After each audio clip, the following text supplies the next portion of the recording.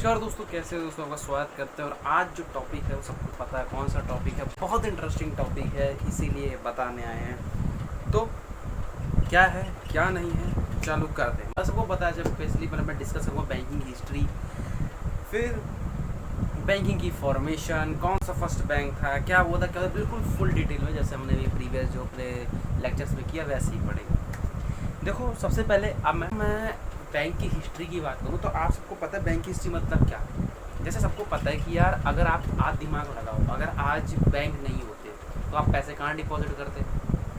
कभी सोचा है?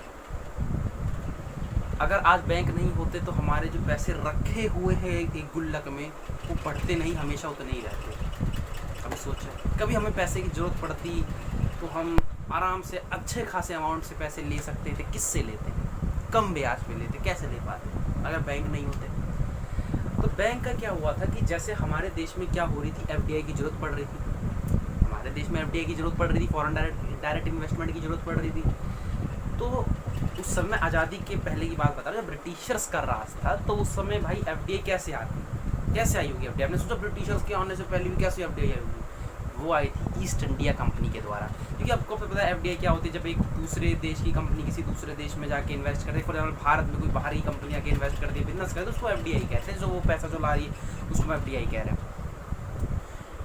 तो सर, ये एफडीआई क्या खेल रहे हो, समझ नहीं आ रहा। मैं बताता हूँ। देखो, इसका मतलब क्या था कि ईस्ट इंडिया कंपनी आती है यहाँ पे भारत में, ठीक है। ईस्ट इंडिया कंपनी आती है, एफडीआई लाई हमारे पास, हमारा एफडीआई आने लग गया हमारे पास।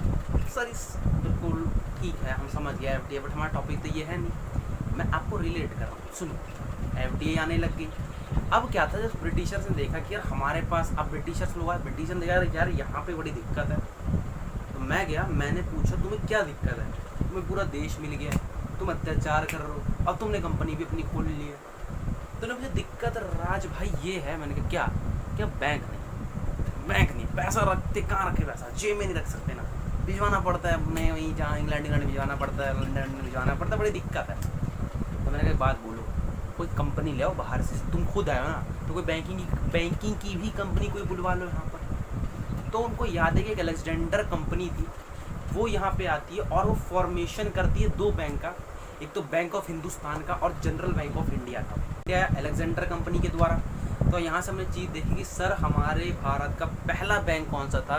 Bank of Hindustan. और सेकंड कौन सा? General bank of India. But sir एक बात बोलो। मैंने कहा क्या बोलो? सर, ये जो बैंक थे फॉरनर बैंक थे, इंडिया कोई बैंक नहीं था क्या उस समय? मैंने कहा हाँ। मैंने पीएनबी फर्स्ट बैंक है? हाँ। मैंने कहा बिल्कुल, हमारा पीएनबी फर्स्ट बैंक है। कैसे? मतलब फर्स्ट बैंक बोल सकते हैं, फर्स्ट इंडियन बैंक बोल सकते हैं। इसको क्यों बोल सकते हैं? बिकॉज अगर बैंक ऑफ हिंदुस्तान में देखोगे, बैंक ऑफ, आप अगर जनरल बैंक ऑफ इंडिया को देखोगे तो हम उसको इंडियन बैंक नहीं बोल सकते। रीज़न है कि उसमें हमारे इंडियन एम्प्लॉय नहीं थे, ओनरशिप उनकी थी, एम्प्लॉय भी उनके थे। बट जो पीएनबी था ना, इसमें ओनरशिप भले उनकी थी, एम्प्लॉय अपने थे। तो एक हिसाब से इसको इंडियन बैंक बोल भी सकते हैं, बट एक स्वदेशी बैंक नहीं हो सकते। स्वदेशी बैंक कौन था कि जिसके अंदर हमारे एम्प्लॉय भी हैं, पैसा भी हमारा है, ओनरशिप भी है हमारी। और कब है बताता हूँ कैसे हुआ। तो पहले कौन आता है? पहले हमारा बैंक ऑफ हिंदुस्तान आता है। दूसरे पे कौन आता है? हमारे पे बैंक ऑफ हिंदुस्तान आता है पहले पे। दूसरे पे जनरल बैंक ऑफ इंडिया आता है। और तीसरे पे जो हमारा फर्स्ट इंडियन बैंक होता है वो पीएनबी होता है। अब पीएनबी आया। पीएनबी के आने के बाद अब एक चीज़ होती है कि अब हमारे पास आता है bank of India. Sir, bank of India क्या था? ये एक ओवरसीज़ बैंक था। ओवरसीज़ बैंक क्या होता है? देख, अब तुम्हें सब कुछ समझ नहीं आएगा, तुम्हारे दिमाग में अब चक्कर आएंगे। सर, ये ओवरसीज़, तो ओवरसीज़ बैंक उसको बोलते हैं। जैसे फॉर एग्जाम्पल मान लो एसबीआई है। एसबीआई आपको पता है कि सिर्फ इंडिया में काम नहीं करता, बहुत अलग अलग कंट्रीज में काम करता है। जिस कंट्री में अगर एक देश का बैंक किसी दूसरे देश के बैंक दूसरे कंट्री में काम करता है, तो जो उस कंट्री में वो बैंक है उसको ओवरसीज़ बोले। मतलब एसबीआई अगर फॉर एग्जाम्पल ऑस्ट्रेलिया में काम करता है तो वो एसबीआई की ओवरसीज़ ब्रांच बोली जाएगी। बैंक ऑफ इंडिया आता है भाई, बनता है 1906 में आता है, और 1946 में लंदन में इस्टेब्लिश होता है इसकी ओवरसीज़ बैंक। जो ये ओवरसीज़ ब्रांच होती है इसकी लंदन में इस्टेब्लिश होती है। फर्स्ट इसकी जो होती है हमारी बैंक ऑफ इंडिया की, मतलब अगर आप सबसे बोलोगे हमारी जो फर्स्ट ओवरसीज़ जो ब्रांच खुलती है सबसे पहले बैंक ऑफ इंडिया की होती है, 1946 में लंदन में बनती है। अब हमें पता लग गया सर, अच्छा ठीक है। तो सर एक बार समझ देता हूँ। तो पहले बैंक ऑफ हिंदुस्तान है, दूसरे में जनरल बैंक ऑफ इंडिया है, पीएनबी जो इंडियन बैंक था। फिर जो हमारा ओवरसीज़ फर्स्ट जो आया था वो बैंक ऑफ इंडिया था, ओवरसीज़ बैंक हमारा। और फिर अब हमारा आती है बात हमारी स्वदेशी बैंक कौन था। तो स्वदेशी बैंक वही जो अभी यार नुकसान में चल रहा है, हमारा जो हमारा बोल सकते हैं सेंट्रल बैंक ऑफ इंडिया। याद आ गया, सेंट्रल बैंक ऑफ इंडिया की मैं बात कर रहा हूँ। जो स्वदेशी बैंक था, मतलब स्वदेशी और इंडियन बैंक में क्या फ़र्क हो रहा है। इंडियन बैंक पीएनबी इसीलिए था क्योंकि उसमें एम्प्लॉय ही भले ही इंडियन काम कर रहे हो, बट उसमें ओनरशिप ब्रिटिशर्स की थी, पैसे उन लोगों के लगे हुए थे। बट ये स्वदेशी बैंक इसमें क्योंकि ओनरशिप भी हमारी थी और एम्प्लॉय भी हमारे थे। अब क्या होता है ना, अब बात छिड़ जाती है जब हमें पता लग गया ठीक है यार, अब हमारे पास बैंक ऑफ हिंदुस्तान आ गया, जनरल बैंक ऑफ इंडिया आ गया, पीएनबी आ गया, हमारा बैंक ऑफ इंडिया आ गया, सेंट्रल बैंक ऑफ इंडिया। तो अब मैं आपको बताने वाला हूँ कि 1919 में एक बैंक और सुन लो, यूनियन बैंक ऑफ इंडिया, जो मुझे अभी मैंने देखा नोट्स में, तो मैंने देखा मैं बताना भूल गया था उसकी। वो इम्पोर्टेंट ये नहीं है कि वो सर है या नहीं है, वो इसलिए इम्पोर्टेंट क्योंकि इसका इनोग्रेशन महात्मा गांधी जी द्वारा किया गया था। तो मैंने आपको कितने बैंक बता चुका हूँ। बैंक ऑफ हिंदुस्तान आया, जनरल बैंक ऑफ इंडिया क्योंकि अलेक्जेंडर कंपनी लाई थी, पहले यही लोग आए थे। फिर हमारा पीएनबी आता है, क्यों पीएनबी खास हो जाता है कि फर्स्ट इंडियन बैंक था। फिर हमारा बैंक ऑफ इंडिया की खास होता है भाई, ये ओवरसीज़ फर्स्ट ओवरसीज़ बैंक था, उसकी ओवरसीज़ ब्रांच फर्स्ट का खुली थी लंदन में, खुली थी 1946 में खुली थी। और फिर हमारा स्वदेशी बैंक की मैंने बताया भाई, हाँ फिर स्वदेशी बैंक से पहले बैंक ऑफ बड़ौदा आता है। याद रखना, स्वदेशी बैंक से पहले बैंक ऑफ बड़ौदा आता है, फिर बाद में स्वदेशी बैंक हमारा सेंट्रल बैंक ऑफ इंडिया बनता है, जो जिसमें इंडियन एम्प्लॉय थे और इंडियन की ओनरशिप थी। फिर यूनियन बैंक ऑफ इंडिया इसलिए खास होता था बिकॉज का महात्मा गांधी जी द्वारा इनॉग्रेशन किया था। अब यहाँ से एक जो कथन चालू हो रहा है जो एसबीआई को जन्म देगा, जो हमारे अगले वीडियो में आप देखेंगे एसबीआई और आरबीआई फॉर्मेशन जो आएगी उसमें, बट उसका कनेक्शन इससे बिल्कुल बनेगा। जहाँ तक देख रहे हो डाउट है उसको बिल्कुल पूछना, बट मैं डाउट क्लियर कैसे करता हूँ, मेरा एक ट्रिक है। मैं बेसिकली क्या करता हूँ ना, मेरे पास एक ऐसी ट्रिक बन रखी है कि आपके अंदर की जो भी डाउट है वो लास्ट तक अगर आप टिके हो तो आपके वो क्लियर हो जाएंगे। तो लास्ट तक मैं बिल्कुल आपको ना क्लियर कर दूंगा कि लास्ट तक क्या है क्या नहीं है। तो मैं लास्ट तक बिल्कुल क्लियर करूँगा और आपको सिर्फ कान लगा के, जैसे मैंने कान लगा रखा है ऐसे आपको कान लगा के सुनना पड़ेगा। मतलब मैं क्या बोल रहा हूँ ध्यान से सुनना।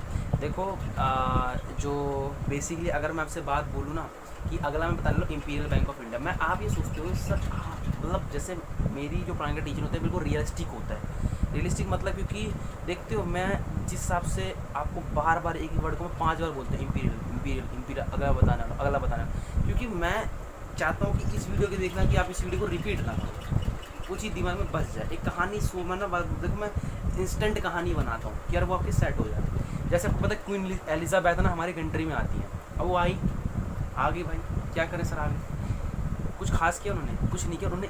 उन्होंने कहा कि ये ईस्ट इंडिया कंपनी वाले यहाँ क्या कर रहे हैं। सबके दिमाग में यहाँ सबसे बेचारे कंफ्यूज होंगे जो छोटे बच्चे होंगे, जो पहले बैंकिंग टर्म सीख रहे होंगे, जो एक वीडियो जो मेरी देख रहे होंगे ना, तो अपने क्लासेस में अपने आप को बहुत रॉड जमा रहे होंगे। रॉड मतलब कैसे है कि हाँ सर हम भाई हम बहुत नॉलेजफुल वाले हैं, क्योंकि देखो बैंकिंग एक हिसाब से कॉमर्स वालों की है, क्योंकि कॉमर्स जो आपको बाहरी दुनिया की नॉलेज देता है प्रॉपर क्या है क्या नहीं क्या चीज़ है। तो बैंकिंग टर्म्स हम सबसे, जब मैं भी कॉमर्स है तो हम सबसे रिलेट करती है, तो हम लोग तभी तो चौड़ में जाते हैं कि हाँ यार कि देखो साइंस में क्या कि आपको प्रैक्टिकल चीज़ है, उसके अंदर आपको एक बुक की थियोरेटिकल वे में साइंटिफिक चीज़ में चलते हो, आपको बाहरी नॉलेज बाद में होती है। बट इसमें क्या आपको यार 11th जैसे आते हैं भाई आपको बिजनेस पढ़ने, कितने टाइप के बिजनेस होते हैं, सोल प्रोप्राइटर क्या होता है, जॉइंट हिंदू फैमिली बिजनेस क्या होता है, कितने टाइप्स ऑफ अकाउंट होते हैं, कितने टाइप हमें मतलब पढ़ा दी जाती है पहली 11th में। यार बोलो यार तुम हमें पूरी इंडियन इकोनॉमी पूरी बेसिक पढ़ाई जाता है, मतलब हमें यार इतना डीप में हो जाता है कि हमें सब कुछ पता लग जाता है। बैंकिंग टर्म्स तो हमें 11th 12th तक, मतलब 12th तो हम एक्सपर्ट बन जाते हैं, ये समझ लो एक पूरा चैप्टर बनता है इन लोगों का। शेयर मार्केट तो पूरी यार तुम लोग मतलब वैसे मैं कह रहा हूँ तुम लोग नहीं कह रहा, मतलब जो लोग सीखते हैं। मैं बता रहा हूँ भाई कॉमर्स में फ़ायदा कि बहुत बेनिफिट होता है। कभी अगर आपको चाहिए तो इसका बहुत बेनिफिट बता सकता हूँ, 1000 बेनिफिट है। कभी एक कॉमर्स स्टूडेंट, इसलिए कभी मैं कहता हूँ कॉमर्स स्टूडेंट को कभी भी मार्क्स से जज मत किया करो, बिकॉज कॉमर्स में नॉलेज है। कभी मार्क्स की हम लोग वैल्यू क्यों नहीं देखती। कभी सोचा आपने कि CA 45% लाने वाला भी लड़का CA कर निकाल लेता, रीज़न क्या होता है, बिकॉज हमारे कॉमर्स में बाहरी नॉलेज है, बाहरी दुनिया की बातें की गई हैं, तो वो हमें एक प्रैक्टिकल वे में पता लगती है कि हाँ यार क्या होता है क्या नहीं होता, कितने टाइप्स के अकाउंट होते हैं, शेयर होता है, पार्टनरशिप चैप्टर होता है। जैसे आपको कहते हो 11th अगर आपको 11th की बिजनेस स्टडी खोल के बैठो ना, इतने मतलब बढ़िया से बढ़िया भाई कितने टाइप के बिजनेस होते हैं, कितने टाइप की इंडस्ट्रीज होती हैं, जैसे कितने टाइप के बिजनेस होते हैं, sole proprietor, partnership, joint Hindu family business क्या होता है, जॉइंट स्टॉक कंपनी क्या होती है, वेंचर्स क्या होते हैं, कॉर्पोरेट सोसाइटीज़ क्या होती है, कितने टाइप्स ऑफ कॉर्पोरेट सोसाइटी। ये अब ये देखो कहाँ की नॉलेज आ रही है, अकाउंट्स कितने टाइप के होते हैं, कैश फ्लो क्या होता है, बैलेंस शीट क्या होता है, ट्रायल बैलेंस क्या होता है, प्रॉफिट एंड लॉस अकाउंट क्या होता है, जर्नल एंट्रीज क्या होती हैं, क्या सामान परचेज किया, क्या खरीद रही, ये सब कहाँ की नॉलेज है, बाहरी नॉलेज है। मैं फैक्ट बोलता हूँ, कोई चिड़े भाई, मैं तो भाई तो रियलिटी बताता हूँ। अब इतनी कहानी मैंने क्यों बताई, क्योंकि अगला topic imperial bank of India बता रहा हूँ। क्वीन एलिजाबेथ आई, उन्होंने बोला ईस्ट इंडिया का शासन खत्म किया और यहाँ पे शासन चलाया अपना, मतलब उन्होंने बोला कि भैया अब यहाँ पे ब्रिटिश राज कराना संभालेगा। 3 प्रेसिडेंसी थी उस समय पे, बंगाल, बॉम्बे, मद्रास, तो इनके बैंक खोल दिए गए, बैंक ऑफ बंगाल खुल गया, bank of Madras, bank of Bombay खुल गया, बैंक ऑफ मद्रास खुल गया। फिर बाद में आगे जाके ही इन लोगों का बेसिकली क्या होता है कि इन लोगों का 1921 में इन लोग तीनों का मर्जर करके ही इंपीरियल बैंक ऑफ इंडिया बनता है। अब इंपीरियल बैंक ऑफ इंडिया के बाद क्या होगा, कैसे इंपीरियल बैंक ऑफ इंडिया के बाद फॉर्मेशन एसबीआई नहीं होता है, किसका फॉर्मेशन होता है, क्या आरबीआई का फॉर्मेशन पहले होता है तब बाद में एसबीआई का होता है, आरबीआई का फॉर्मेशन क्यों किया जाता है, क्या रीज़न होता है, वो आप अगले लेक्चर में देखेंगे।